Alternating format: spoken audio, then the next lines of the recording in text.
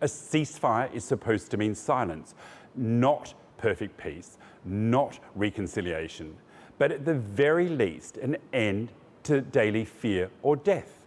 For the people of Gaza, that promise remains painfully out of reach.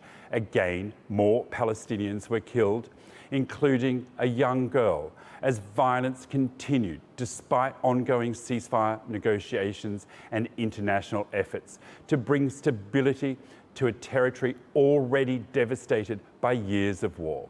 For families living in Gaza, the difference between war and peace has become increasingly difficult to recognise. The bombs may fall less frequently than before. The headlines may no longer dominate international news.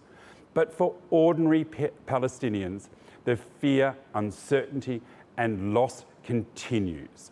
Behind every death is a story that rarely makes it beyond a few lines in a news report. A child who will never return to school. Parents left searching through grief for meaning. Families already displaced multiple times, now wondering if anywhere can truly be called safe. For many Palestinians, daily life has become an exhausting struggle, not simply to live, but to survive. The scale of suffering in Gaza has become almost impossible to comprehend. Entire neighbourhoods have been reduced to rubble. Hospitals have struggled to function. Schools have become shelters. Families who once lived ordinary lives now measure time through ceasefires, airstrikes, shortages and funerals. Critics of the Israeli government argue that the humanitarian cost has become impossible to justify. They accuse Prime Minister Benjamin Netanyahu's government of pursuing military objectives while failing to adequately protect civilians trapped inside one of the most densely populated places on earth.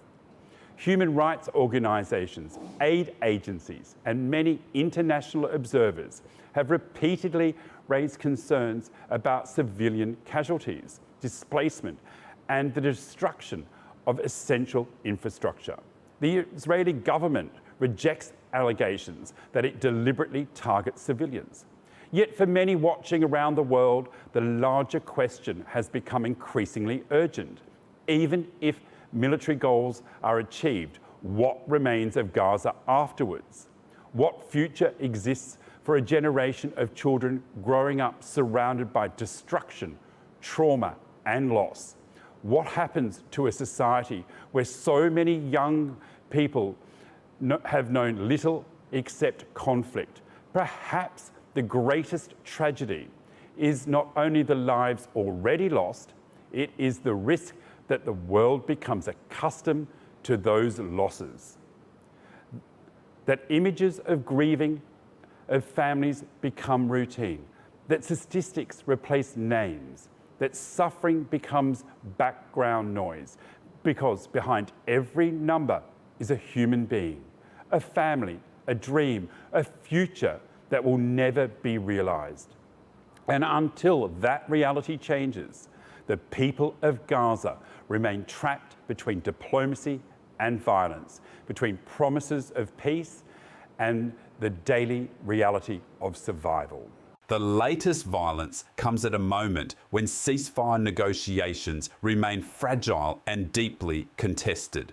While diplomatic efforts continue, fundamental disagreements remain over security arrangements, governance, reconstruction, and the future role of Hamas in Gaza. At the same time, the humanitarian situation remains severe. Large sections of the population remain displaced. Many families continue to rely on aid. Rebuilding homes, schools, hospitals, and basic infrastructure is expected to take years, even if a lasting peace agreement is eventually reached. The broader picture extends far beyond individual incidents.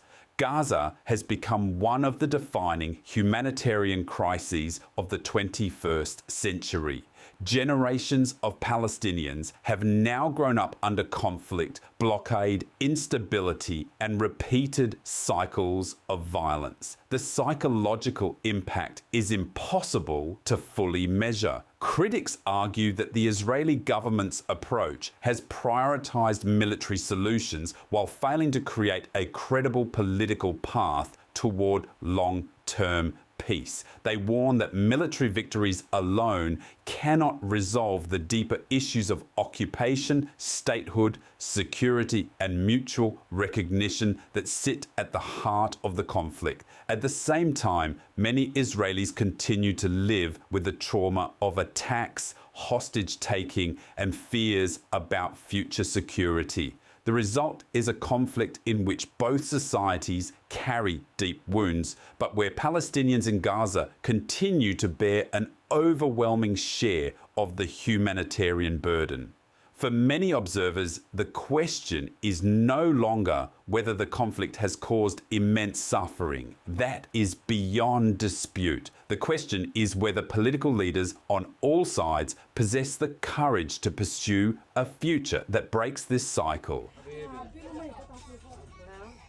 The coming months may determine whether Gaza moves closer to recovery or sinks deeper into despair. Diplomats continue searching for agreements, aid agencies continue pleading for greater access, families continue waiting for peace that feels permanently out of reach.